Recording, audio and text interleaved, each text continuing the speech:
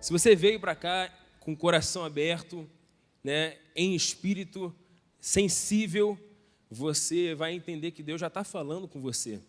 E tem algo que Deus quer falar com a gente. Na verdade, assim, eu creio, eu tenho uma impressão forte no espírito, assim, que o Senhor, Ele quer renovar a igreja dele nessa manhã. Você crê nisso? Eu creio de verdade que o Senhor quer nos levar de volta para esse fervor, esse primeiro amor que a gente cantou aqui. Eu creio que é um tempo onde o Senhor quer renovar algumas coisas na nossa vida. Amém? Você crê nisso? Eu creio nisso. E no final a gente vai orar, vai pedir isso ao Senhor. E eu sei que Deus, Ele vai nos presentear. Deus já tem nos presenteado já com a presença dEle. Ele está aqui no nosso meio, né? E eu creio que o Senhor vai seguir manifestando. Amém? Bom, se eu pudesse intitular a mensagem que Deus tem colocado no meu coração, e eu pretendo ser breve, seria resgatando o fervor pela presença de Deus, resgatando a paixão pela presença de Deus. Bom, há um mês atrás, a minha vida mudou, né? Não sei se você está olhando para mim, está vendo alguma olheira, mas mudou bastante. Estava falando com o Cláudio ali que, inclusive, eu quero agradecer a todos vocês que antes, né, eu tenho um filho, falaram assim, dorme, avisou. Cláudio falava o tempo, dorme. Não, eu segui o conselho, eu dormi, né? Eu dormi bastante até nascer. Agora eu não durmo mais, agora eu estou vigilando, né? E orando. Então, essa é a questão, né? Eu tento orar. Às vezes tu acorda, vai trocar fralda, está dormindo ainda, mas é justamente como nasceu essa mensagem, foi exatamente assim, né? As minhas madrugadas não têm sido mais a mesma coisa. O rapazinho, obrigado. O rapazinho gosta de ficar acordado, glória a Deus.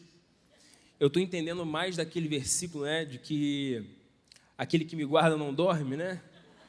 Eu estou entendendo. No caso, Deus não dorme, a gente também não. O choro pode durar uma noite e continua de manhã, né? Gente, mas tem sido maravilhoso, a experiência é maravilhosa, gente. É só não estar preparado para essa questão da privação de sono, né? Mas Deus sabe de tudo, Eu acabo dormindo mais do que a esposa e ela lida melhor com privação de sono, né? Mas minhas madrugadas não têm sido as mesmas, né? E eu tenho sido acordado, eu ia falar tenho acordado, né? Porque Deus tem me acordado, mas não é Deus. Eu tenho acordado para trocar fralda, para botar para rotar. E eu tenho, nesse meio tempo, tentado orar, gastar meu tempo orando, né? Não tem, como eu ia falar com a irmã, ele não tem sido bem sucedido, né? Em alguns momentos eu acordo, não estou muito sóbrio, ali às vezes tu pega a criança, ainda está dormindo, tá novo, ainda vai fazer um mês, né? Só que nesse meio tempo, engraçado que Deus, Ele começou a me lembrar, a me fazer recordar, estava falando com o Cláudio ali, de uma época que eu acordava de madrugada e eu não tinha dificuldade, porque eu queria buscar a Deus, né? Hoje é mais difícil, o cansaço bate e a gente faz como a gente consegue. Mas teve uma época da minha vida, né, que eu era aplicado a isso, né? Eu acordava e eu queria buscar o Senhor e eu orava. Eu não sei se você já teve essa experiência de gastar tempo, né, com o Senhor em oração, de ser acordado pelo Senhor de madrugada para orar, né? Mas recentemente, nessas andanças de acordar de madrugada, Deus começou a me relembrar algumas coisas que eu vivi no passado. Eu lembro que eu li um livro, não sei quantos de vocês conhecem, o livro se chama A Cruz e o Punhal, de David Wilkerson. Alguém já leu esse livro aqui? Tem bastante gente, graças a Deus. Olha, a primeira vez que eu li esse livro assim, se tornou o meu livro de cabeceira. Então, é um livro que eu leio várias vezes. Toda vez que eu entendo que eu preciso de um renovo, de um incentivo ali, eu leio aquele livro e esse livro tem o mesmo efeito desde a primeira vez. Então, eu recomendo, você é um livro antigo, esse irmão já faleceu. E eu lembro que a primeira vez que eu li esse livro, eu fui muito impactado com a história desse irmão, que no caso ele se tornou muito conhecido porque ele fez um trabalho com as gangues de Nova York, né? Com os drogados. Ele começou a plantar aqueles centros de reabilitação, chamado Desafio Jovem. Ele se tornou um cara muito influente, depois ele atuou no ministério profético também. Só que no início do livro, ele conta a história de como foi o início do ministério dele. O início do ministério desse irmão foi numa cidade do interior dos Estados Unidos, e era uma cidade de basicamente só coroa, só idoso, né? E ele tinha uma casinha, uma família, todo domingo ia lá, pregava o sermão dele. E ele falou que, segundo o livro, era uma vida ali bem constante, bem tranquila, sem muito desafio. E aí esse irmão, ele começa no início do livro a falar que brotou dentro dele um sentimento de insatisfação espiritual. Ele via a vida dele e ele não ficava satisfeito, ele via a vida dele e ele achava, cara, tem algo mais. Deus tem algo mais para mim. Naquele tempo, enquanto eu li aquele livro, era exatamente o sentimento que eu tinha. Então, eu li aquele livro, eu super me identifiquei. Eu falei, cara, eu tenho uma insatisfação dentro de mim que me faz olhar para a minha vida hoje e pensar assim, cara, Deus tem mais para mim. Eu não estava satisfeito. Isso foi meus 17 anos, por aí, 18 anos. E eu li aquele livro e o meu coração ardia, eu me identificava com aquele autor, eu falava, cara, é isso, eu preciso de mais, eu sei que Deus tem mais para mim, não é só isso, eu quero ter mais experiências, eu quero provar mais do Senhor. E aí eu lembro que aquele irmão, ele fez um voto com Deus que mexeu muito comigo e mudou a minha vida. Ele tinha uma prática de toda noite, depois do expediente pastoral dele lá, ele ia para casa e assistia televisão na parte da madrugada. Ele assistia televisão, e naquela época era, se eu não me engano, nos anos 70, então era um caixotezinho, enfim, que ele gostava, e só ele via dentro da casa dele.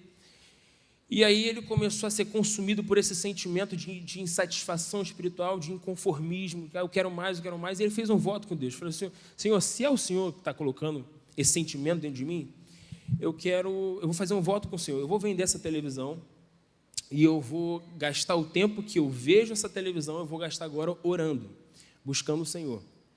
Esse foi basicamente o início do ministério, início de como Deus começou a usar esse homem grandemente, porque ele começou a gastar toda noite, esse tempo que ele via televisão, ele começou a gastar orando, e numa dessa noite, Deus fala com ele para ele ir para Nova York, enfim.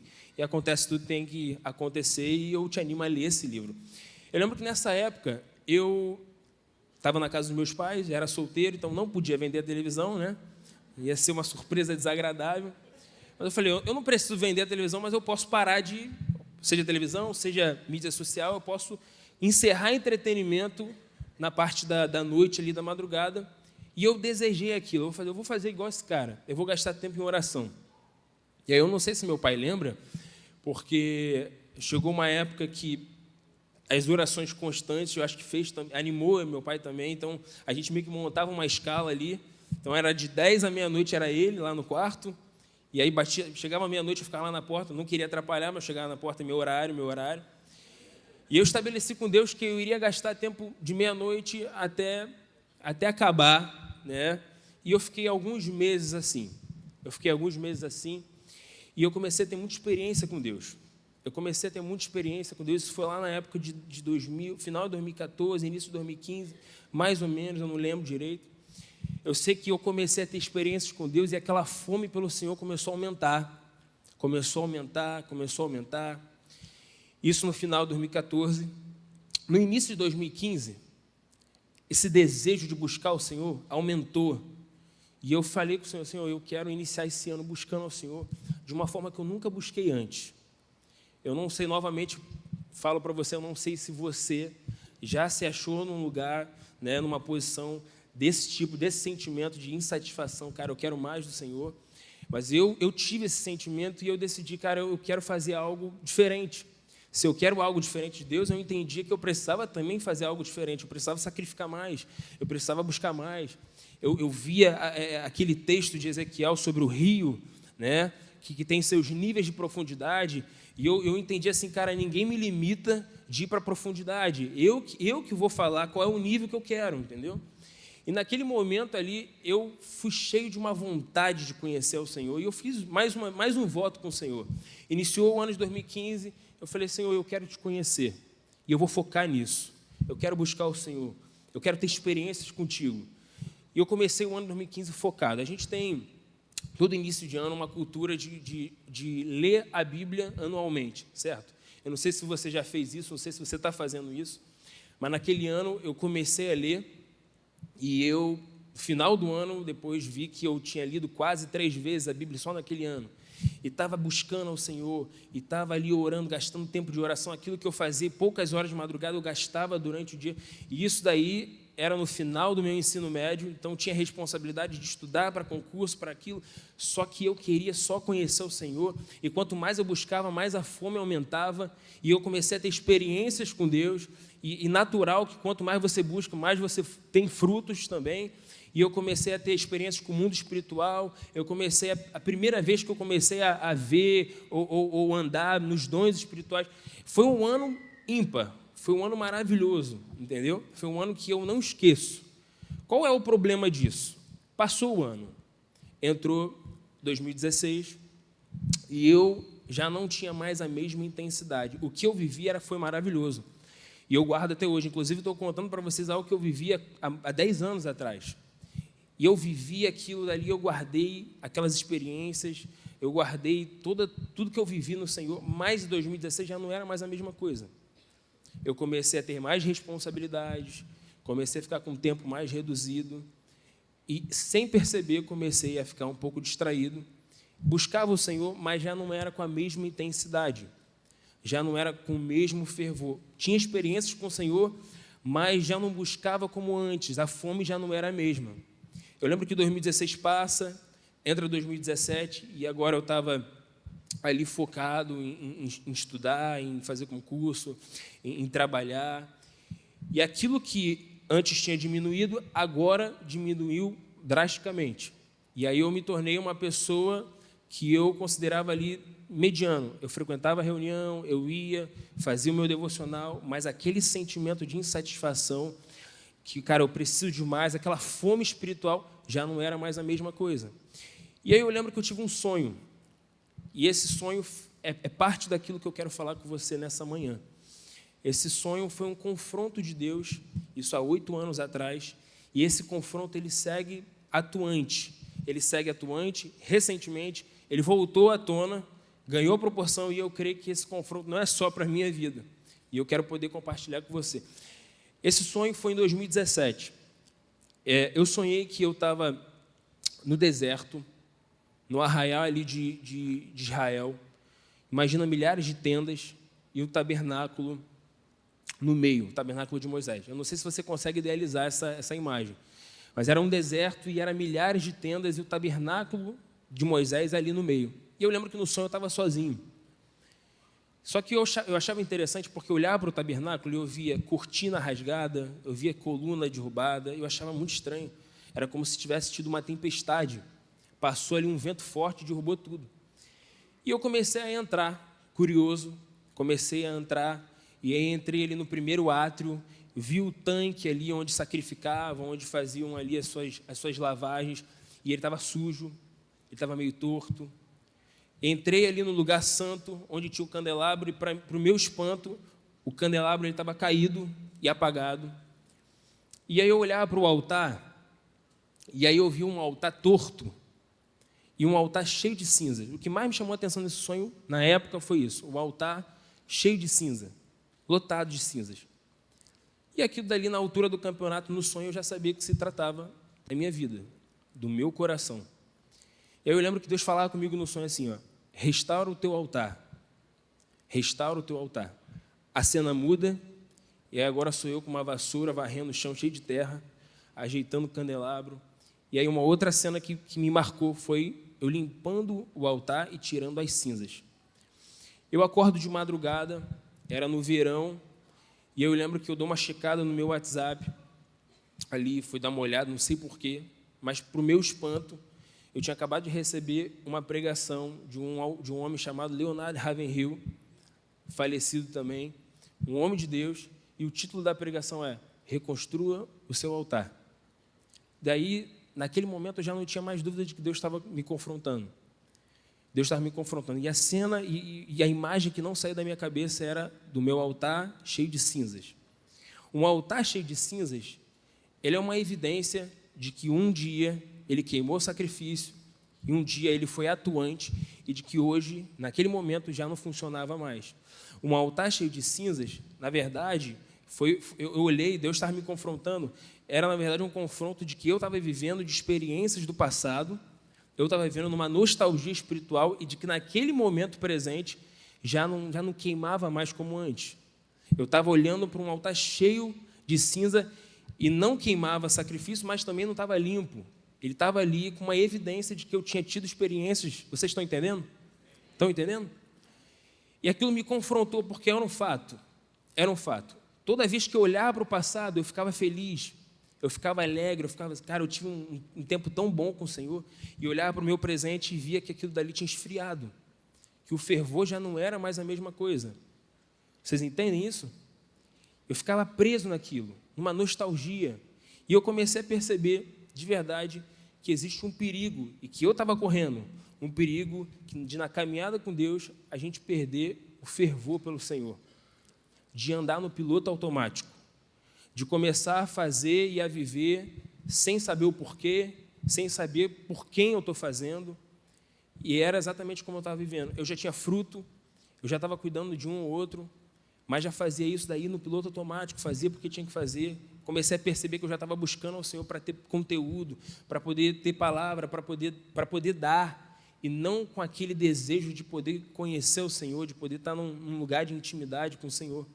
E existe um perigo, todos nós corremos, e na nossa caminhada com Deus, a gente entrar no piloto automático, a gente entrar num limbo de uma vida sem fervor, da gente estar sem paixão, da gente viver e dizer que a gente serve a um Deus, mas já não queimar como antes. E eu creio que Deus está falando isso desde o início. A gente tem ouvido sobre as músicas do primeiro amor. Eu creio que Deus quer renovar isso, Deus quer restaurar isso em todos nós. Você crê nisso? Eu creio. Porque se a gente quer ajuntamentos públicos, que a gente veja a glória de Deus, a gente precisa entender que também é uma evidência de uma vida privada, de uma vida no particular, uma vida no secreto.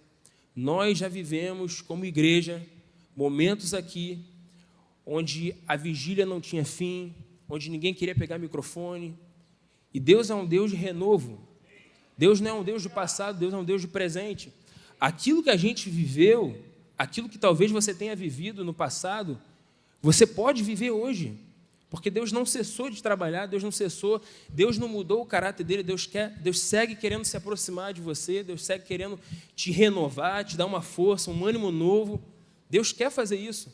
Agora, depende da nossa fome, depende do nosso amor, da nossa paixão. E como pano de fundo, eu queria ler 2 textos para poder seguir desenvolvendo isso com vocês. Eu queria falar de 2 momentos distintos da vida de um homem, da vida de um homem chamado Davi. O primeiro texto está em 2 Samuel, capítulo 6, a partir do versículo 12. Quero ler com vocês 2 episódios da vida desse homem.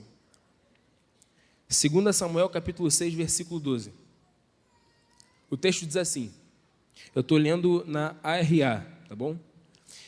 Então avisaram a Davi, dizendo, o Senhor abençoou a casa de Obed-edom e tudo quanto tem. O texto diz assim, por amor da arca de Deus, foi, pois, Davi, e com alegria fez subir a arca de Deus da casa de Obed-edom à cidade de Davi. Sucedeu que quando os que levaram a arca do Senhor tinham dado 6 passos, sacrificava ele bois e carneiros cevados. 14. Davi dançava com todas as suas forças diante do Senhor e estava cingido de uma estola sacerdotal de linho. Assim, Davi, com todo Israel, fez subir a arca do Senhor com júbilo e ao som de trombetas. O contexto desse texto é o seguinte, é um rei que tinha acabado de subir no trono de Israel. Verdade, assim, antes de subir no trono de Israel, você vê uma pessoa que anos padece perseguição, sofre na mão de Saul, e você vê o tempo inteiro uma resposta de Davi, uma dependência, uma confiança do Senhor. É só você abrir o livro de Salmos, você vai ver que nesse período Davi falava, é o Senhor que eu confio, é o Senhor que me refugia, é o Senhor que me protege. Davi, ele tinha uma resposta para uma confiança, para um apego ao Senhor. agora, nesse contexto, você vai ver um rei que tinha acabado de subir para o trono de Israel e tinha acabado de estabelecer Jerusalém como capital. E ele, assim que ele faz isso, e ele se assenta, e ele monta a sua casa, ele lembra que a Arca da Aliança já estava há 30 anos na casa de Abinadab, perdida há 30 anos. E a primeira coisa que ele faz é decidir trazer a arca para Jerusalém. A Bíblia fala que os 2 filhos de Abinadab, eles começam a transportar a Arca da Aliança. Eu não sei se você lembra desse texto, diz que a carroça onde estava transportando a arca tropeça, a arca vai tombar, Uzá coloca a mão e Deus mata ele naquele momento porque tocou de uma forma indevida. A Bíblia diz que Davi, ele se enche de indignação, ele se enche de temor e diz que ele meio que cancela essa transferência. Ele trava o plano que ele estava fazendo. E diz que naquele momento eles enviam a arca para um homem que morava perto dali, que era Obed-Edom. Passam-se 3 meses e ele descobre que a casa de Obed-Edom foi abençoada. Foi abençoada pela Arca da Aliança. Só uma observação. Imagina você receber a Arca da Aliança, que é a presença de Deus, que era uma simbologia da presença de Deus. Receber na tua casa depois de saber que a arca tinha acabado de matar uma pessoa, que tocou indevidamente. Minha pergunta para você, como é que tu receberia a Arca da Aliança? Oi? Com medo. Imagina, acabei de descobrir que alguém tocou e morreu imediatamente. E agora me escolheram para poder acolher a Arca da Aliança. Eu fico pensando nisso, é só uma observação, eu fico pensando nisso porque hoje nós somos a Arca da Aliança. A presença de Deus está dentro de nós. Amém ou não amém? Está dentro de nós. E eu imagino aquele homem recebendo aquela arca e provavelmente se eu recebesse, algumas coisas mudariam na minha vida. Eu tomaria talvez mais cuidado com as coisas que eu vejo, eu tomaria mais cuidado com a forma que eu falo, porque a gente está ali transportando a presença de Deus, que tem poder para abençoar, mas também tem poder para te corrigir quando você trata indevidamente. E hoje nós somos essa arca, hoje a presença de Deus vive dentro de nós. E muitas vezes a gente não discerne a presença de Deus. Muitas vezes a gente vive de qualquer jeito. Muitas vezes a gente trata a presença de Deus de qualquer forma. Entende? A gente tem hábitos, a gente tem culturas que desonram ou desagradam o Senhor, e a gente não tem esse discernimento de que a presença de Deus é uma presença poderosa, é uma presença que abençoa, mas é uma presença também que corrige, e que ela precisa ser levada em consideração e com temor. Isso é uma observação. Aí Davi descobre que o Senhor começa a abençoar a arca, começa a abençoar a casa de Obed-Edom. Então ele decide buscar. Esse é o contexto desse texto. Ele decide buscar, e o texto, segundo a minha versão, está escrito, que fala que ele, por amor da arca de Deus, ele foi com alegria e fez subir a cidade de Davi. Diz que a cada 6 passos eles sacrificavam um animal. O texto de versículo 14 diz que Davi dançava com todas as suas forças. Agora você repara, esse homem, ele não tratava a presença de Deus de qualquer forma. Ele não tratava a presença de Deus de qualquer maneira. O texto diz que por amor ele busca. Por amor à presença de Deus ele busca. Por amor à presença de Deus ele coloca a arca do lado do palácio, porque ele queria que estivesse perto. Você olha nas escrituras, você vê que Davi foi o homem que introduziu a música no cenário de adoração a Deus. Era um homem que não era só um guerreiro, não era só um rei, mas era um sacerdote, era alguém que amava a presença de Deus. Você não vê só Davi tendo zelo por buscar a arca e deixar perto dele, mas você vê alguém também entregue. O texto vai dizer que ele se larga das roupas reais e ele se cinge da estola sacerdotal. Você vê um homem que ele não está apegado à posição naquele momento, ele não está apegado à patente, ele não está apegado a trono, ele abre mão, inclusive, do porte dele, ele abre mão, inclusive, da pompa dele, para se humilhar, para dançar com todas as forças.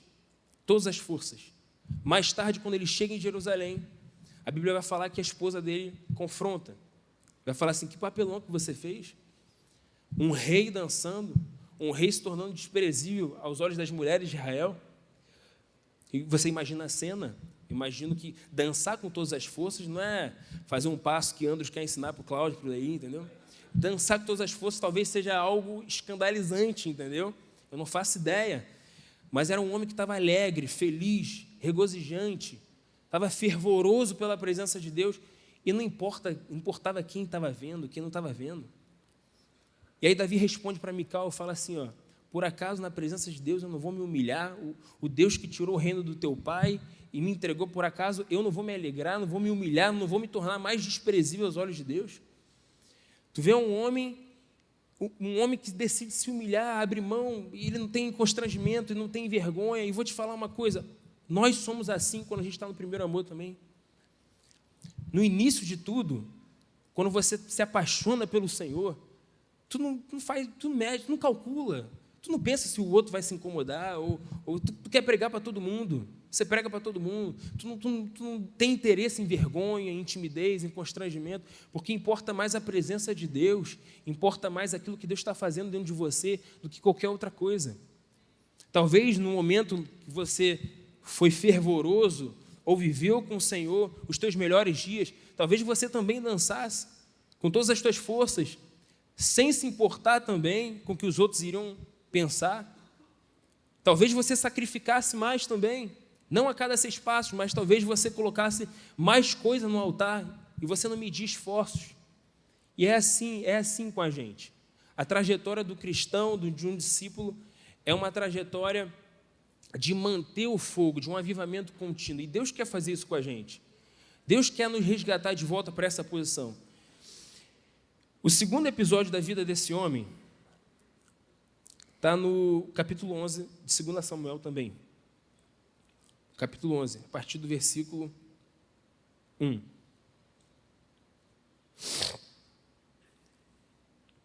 O texto diz assim: decorrido 1 ano, no tempo em que os reis costumam sair para a guerra, enviou Davi a Joabe e seus servos, com ele e a todo Israel, que destruíram os filhos de Amon e sitiaram Rabá.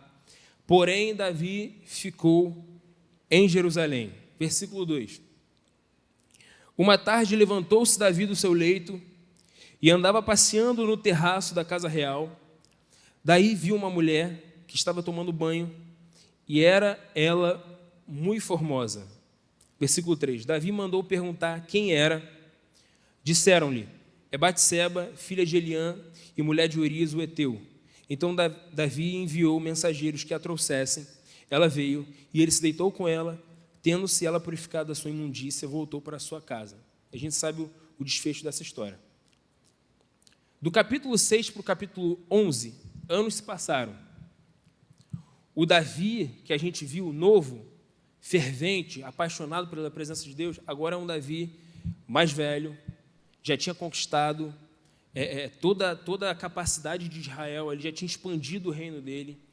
Agora é um Davi com posses, agora é um Davi com uma posição mais estabelecida em Israel, um Davi mais famoso, um Davi mais rico, com um exército mais forte.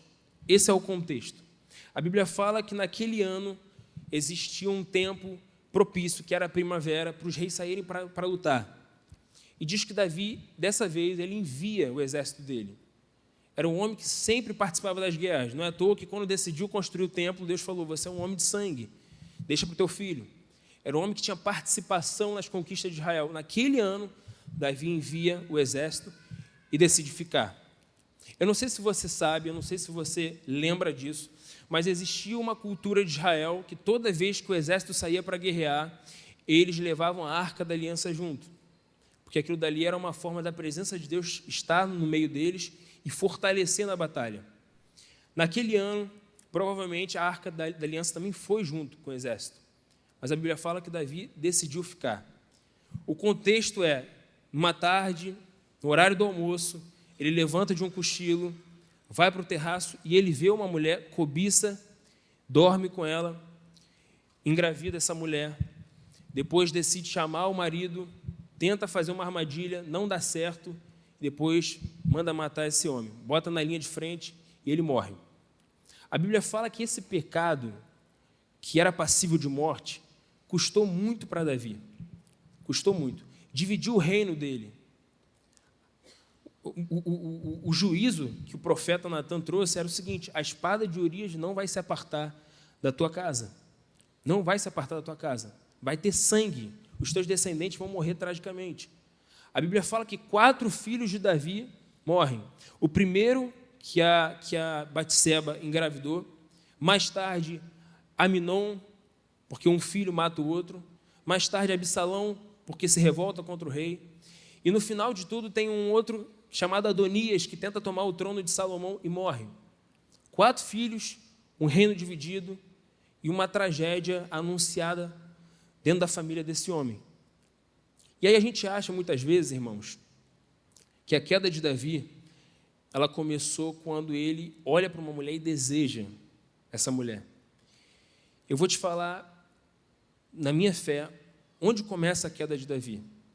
Eu creio que a queda de Davi começa numa decisão, na decisão de ficar no palácio quando tinha que ir para a guerra, junto com a arca de Deus, junto com o exército. Na decisão de se preservar no conforto, numa tranquilidade, mais longe da presença de Deus. Naquele contexto, o lugar mais seguro para ele estar não era no palácio, cheio de soldado guardando ele. Era numa frente de batalha. Porque na batalha a gente não baixa a guarda. Numa batalha a gente não abaixa as armas. Ah, mas na batalha tem flecha voando, tem espada. Mas se a arca da aliança estava lá, se a presença de Deus estava lá, independente se é cheio de guerra, se é numa tempestade, se é num momento difícil na tua vida, o lugar seguro é onde a presença de Deus está. Talvez essa decisão de ficar num conforto, num lugar tranquilo, na cabeça dele fosse: eu posso fazer isso, já lutei tanto, eu tenho um exército que conquista, e conquista mesmo, e conquistou, sem a minha presença.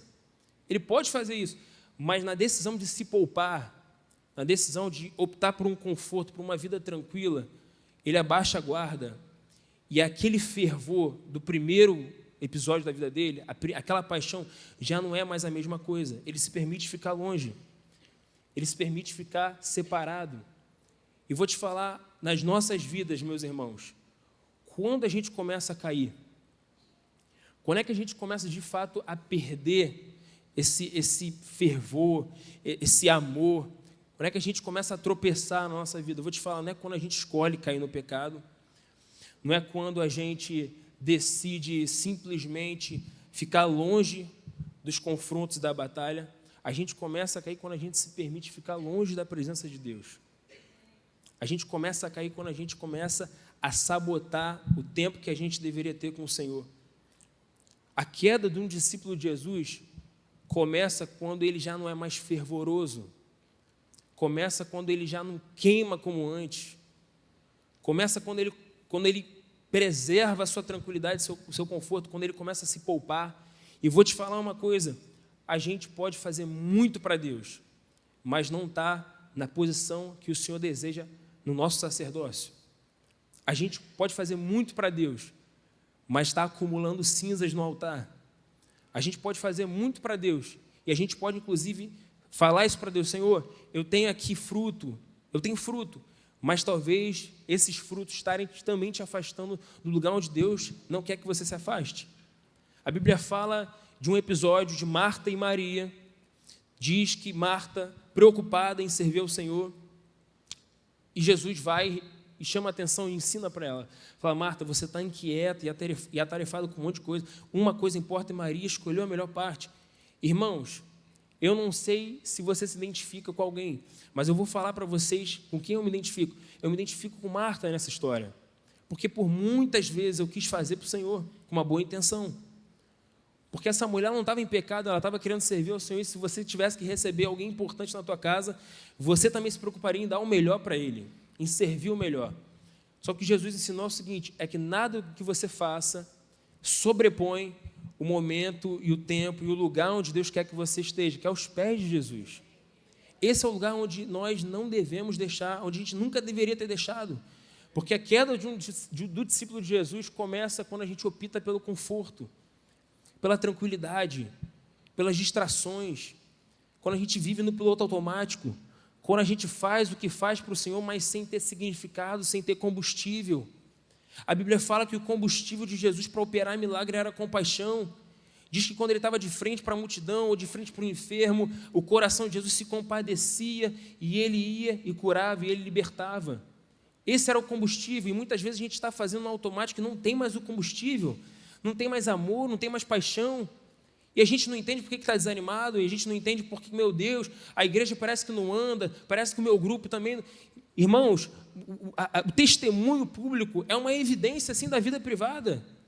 Se você quer ver um ambiente de igreja coletivo pegando fogo, você tem que começar na tua vida com o Senhor, você tem que começar na tua vida privada com o Senhor, na tua intimidade, a voltar a ter oração sem pressa, a voltar a queimar pelo Senhor como antes. Essa é a posição que Deus quer para nós. Eu lembro de uma história, uma vez eu ouvi, de alguém que foi questionar um homem chamado John Wesley, um avivalista, e aí foi questionar o seguinte: ô John, como é que você faz para encher os lugares onde você vai pregar? Como é que você faz para você encher o local e você não divulga? Até porque na época de John Wesley não tinha internet, não tinha Instagram, não tinha banner, não dava para colocar em igrejas para divulgar, era de boca em boca. Todos os sermões de John Wesley estavam lotados. Aí John Wesley vira para essa pessoa e fala assim: ó, eu não faço divulgação, uma coisa só eu faço, eu pego fogo e as pessoas vêm me ver queimar. Se tem uma forma de você avivar a obra de Deus, de você atrair gente, não é talvez com campanhas evangelísticas, é pegar fogo, é buscar o Senhor, é se encher do Espírito Santo, é se encher do poder de Deus, e as pessoas vão se achegar, as pessoas vão ser contagiadas por isso, mas tem que ter uma pessoa disposta a voltar para esse lugar, uma pessoa disposta. E eu creio que nessa manhã o Senhor quer renovar esse fogo em nós. Deus quer renovar esse poder, essa paixão que nós nunca deveríamos ter largado ou nos afastado. A Bíblia fala de um Novo Testamento, de uma igreja que começou bem e que em algum momento também foi repreendida, exatamente pela mesma coisa. Essa igreja é Éfeso.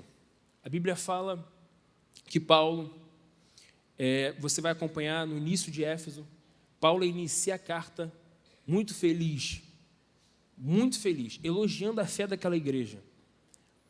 Paulo elogia a fé, Paulo elogia o amor que ele tinha uns com os outros, o amor fraternal.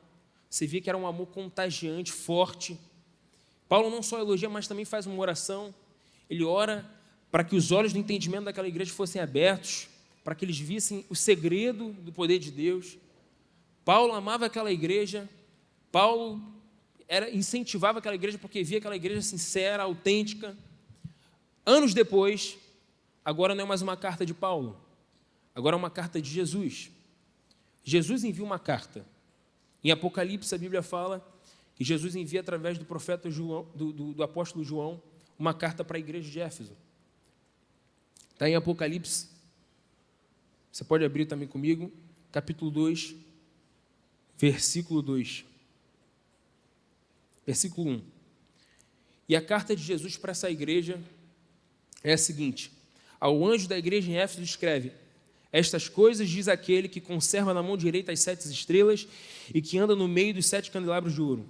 Conheço as tuas obras, tanto o teu labor como a tua perseverança, e que não podes suportar homens maus, e que puseste a prova os que a si mesmos se declaram apóstolos e não são, e os achaste mentirosos. E tens perseverança e suportaste provas por causa do meu nome e não te deixaste esmorecer. Versículo 4 diz assim: tenho, porém, contra ti que abandonaste o teu primeiro amor. Lembra-te, pois, de onde caíste, arrependa-te e volta à prática das primeiras obras. Irmãos, o problema daquela igreja não era falta de trabalho, o problema daquela igreja não era falta de, talvez, de zelo, o problema daquela igreja talvez não fosse falta de fidelidade. O problema daquela igreja que Jesus repreendeu é que o amor que lá atrás foi elogiado tinha se perdido. Tudo estava sendo feito no automático. O problema daquela igreja não era a falta de amor. Entenda uma coisa, eu fico reparando, eu lendo aqui, na minha cabeça eu achava que não, eles perderam o amor. Não, eles não perderam o amor. Eles perderam o tipo de amor que eles começaram no início. Porque, irmãos, ninguém suporta tribulação pelo nome de Jesus, se não for por amor a Ele. Ninguém persevera buscando fiel, apesar das tribulações, no Senhor, se não for por amor a Ele. A Bíblia fala, Jesus começa elogiando, eu vejo o teu labor, o teu trabalho árduo. Ninguém trabalha árduo, ninguém trabalha cansativamente, se não for por amor a Deus. Aquela igreja amava, o problema daquela igreja é que eles não amavam como antes. Eles faziam, mas a qualidade do amor tinha sido perdida. E Jesus fala assim, ó, lembra de onde vocês caíram. O apelo de Jesus para nós é, olha para o lugar onde você estava, usa como referência o lugar onde você viveu, lembra dos sacrifícios que vocês faziam no passado, lembra, para quê? Para que essa lembrança te gere saudade, para que seja o combustível de você voltar a arder e a queimar pelo Senhor. E Jesus fala assim, ó, arrependa-te, como é que eu recupero esse amor do início? Arrependa-te. Irmãos, toda vez que eu olhava esse texto do primeiro amor, eu achava que perder o primeiro amor era um tempo de crise que todo cristão passaria. A gente olhava para aquele crente, que foi uma bênção lá atrás, e hoje já não era lá essas coisas, e tu fala assim, não, esse irmão perdeu o primeiro amor. Não, perdeu. A gente normaliza isso. Só que não é um momento de crise, porque crise não precisa de arrependimento. Pecado precisa de arrependimento. Quando Jesus fala de você perder o primeiro amor, Ele está falando que você está em pecado, que você precisa se arrepender. E se o pecado ele é uma quebra de um mandamento direto, como é que eu sei que perder o primeiro amor é uma quebra de um mandamento? Onde está escrito que eu não posso perder? Simples. Jesus, ao ser questionado pelos judeus, Senhor, me fala qual é o maior mandamento. A gente tem 300 e sei lá quantas leis para poder cumprir. Qual é o maior mandamento? Jesus fala assim, ó, todas as leis dos profetas se resumem em um. Amarás o Senhor teu Deus de todo o teu coração, de toda a tua alma, com todo o teu entendimento, com todas as tuas forças, e o teu próximo como a ti mesmo. O maior mandamento para mim e para você é um só, e tudo está resumido nisso, é amar o Senhor com tudo que você tem. Com tudo que você tem. Não basta você amar ao Senhor, é amar com tudo. Esse mandamento, ele fala de um coração inteiro. Ele fala de uma qualidade do amor que Deus espera de mim e de você. Não basta eu fazer só por amor. Eu preciso amar o Senhor a ponto de não ter nenhum tipo de amor rival. É de usar o amor que eu tenho pelo Senhor como prioridade, como algo máximo. É não ter competição. Essa é a qualidade de amor que Deus espera de mim e de você. E muitas vezes a gente está vivendo no automático. Na nossa cabeça a gente está agradando ao Senhor com o que a gente faz, mas a gente deixou a qualidade de amor que Deus espera há muito tempo. Qual é essa qualidade de amor? É o amor que eu faço, que eu sirvo, mas é aquele amor que me deixa apaixonado. É aquele amor que faz com que eu tire os meus olhos de qualquer outra coisa e olhe só para o Senhor. É aquele amor que faz com que eu dance com todas as minhas forças. É aquele amor que faz com que eu queira a presença de Deus do meu lado, habitando. É aquele amor que faz com que eu não abra mão da batalha, não abra mão da guerra. É aquele amor que faz com que eu limpe o meu altar continuamente, para que eu queime sacrifícios. Essa é a qualidade do amor que Deus espera de mim e de você. Esse é o padrão do amor de Deus. Sabe por quê? Porque esse foi o padrão do amor que Jesus nos entregou. Quando Jesus decidiu vir e morrer por nós, Ele não negociou, Ele não botou observações, Ele não botou cláusula ali de privado. Ele se deu por inteiro e foi voluntário. Ele se deu por inteiro. Ele diz assim, ó, não existe amor maior que esse do que dar a vida pelos seus amigos. Ele mostrou o caminho, Ele mostrou o exemplo. Quando Deus decidiu amar a mim e a você, a Bíblia fala que Ele amou o mundo de tal maneira, não é só você amar, existe um padrão, um selo de qualidade do amor que a gente oferece ao Senhor. E Deus quer resgatar isso nas nossas vidas. Deus quer resgatar esse fogo, essa paixão, esse desejo pelo lugar secreto. Deus quer de verdade nos atrair de volta para esse lugar de intimidade, um lugar onde a gente ora sem pressa, onde a gente busca o Senhor, um lugar onde a gente fica quieto e ouve o Senhor. Muitas vezes Deus quer falar com a gente não ouve, não é porque Deus é mudo, não é porque a gente tem problema auditivo espiritualmente, é porque a gente não para e Deus quer nos atrair de volta para esse lugar. Você crê nisso? Deus quer nos renovar. Essa manhã pode ser uma manhã de renovo. Se você deseja isso, essa manhã Deus pode renovar. Deus pode te renovar. Eu sei que Deus está falando com a gente, porque isso não é algo de mim para você, isso é algo que começou com um confronto na minha vida. Você acorda hoje por um motivo, mas antes você acordava por causa de mim, não acorda mais. Não busca como antes. Em Atos, a Bíblia vai falar o seguinte, que nos últimos dias, Deus restauraria a tenda caída de Davi. Deus restauraria a tenda caída de Davi. Deus não quer restaurar a estrutura, Deus não quer restaurar liturgia, protocolo religioso. Deus quer restaurar a simplicidade de uma busca ao Senhor. Uma tenda que estava caída, que a gente derruba. Deus quer restaurar isso nas nossas vidas. E eu creio que hoje pode ser amanhã para o Senhor renovar esse amor, esse frescor, esse fervor pela presença de Deus. Pela presença de Deus. Irmãos, qualquer um que quando decide se casar, ele entende uma coisa: ao assumir um compromisso com uma pessoa, todos os meus outros amores morreram, acabaram, porque é um compromisso de fidelidade.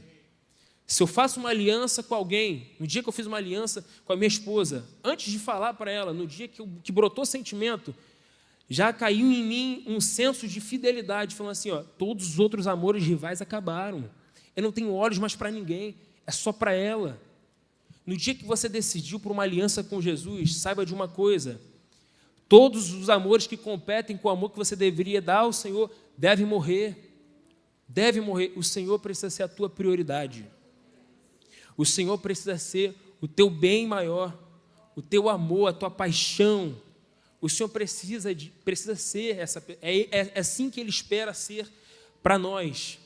É assim que o Senhor. E como nós caímos quando a gente sai desse lugar. Quando a gente sai desse lugar de contemplação, Deus para de nos transformar quando a gente para de contemplar o Senhor, porque a gente contempla e nós somos transformados de glória em glória. Você quer mais do Senhor na tua vida? Você quer que o Senhor trabalhe em você? Você quer vencer coisas que você não consegue vencer? Cadeias que você não consegue largar? Pecados que você não consegue largar? Você quer fazer isso? Começa contemplando o Senhor. Começa gastando tempo no particular. Começa oferecendo sacrifício na tua vida. Começa a sacrificar coisas que você sustenta ainda. Talvez na tua vida vão precisar ter alguns encerramentos necessários. Alguns encerramentos.